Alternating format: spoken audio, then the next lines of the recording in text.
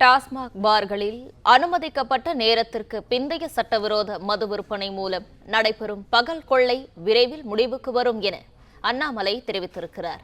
இது தொடர்பான கூடுதல் தகவல்களை தருகிறார் செய்தியாளர் ராஜகுமரன். கூடுதல் தகவல்களை வழங்கலாம்.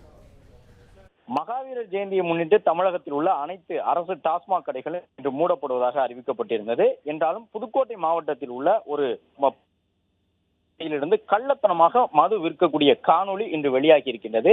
கடைகள் அனைத்தும் மூடப்பட்டு இன்று டாஸ்மாக் கடைகளுக்கு விடுமுறை வழங்கப்பட்டுள்ள போதும் கள்ளச்சந்தையிலே டாஸ்மாக் கடையில் இருந்து மது எடுத்து வந்து விற்கப்படக்கூடிய அந்த காணொலியை பகிர்ந்திருக்கக்கூடிய அண்ணாமலை, தமிழகத்திலே பல நூறு மடங்கு டாஸ்மாகில் ஊழல் நடப்பதற்கு இது போன்ற ஒரு உதாரணங்கள் தான் இருக்கின்றன என்று குறிப்பிட்டிருக்கின்றார். அதன்படி பல ஆயிரம் கோடி டாஸ்மாக் ஊழல் நடப்பதற்கு இந்த காணொலி ஒரு சிறிய உதாரணம் என்று குறிப்பிட்டிருக்கக்கூடிய அண்ணாமலை, இது போன்று நாள்தோறும் அனுமதிக்கப்பட்ட நேரத்திற்கு பிறகாக கடை மூடப்பட்ட பிறகும் வெளியில் எடுத்து வந்து சரக்குகளை எல்லாம் விற்பனை செய்கின்றார்கள்.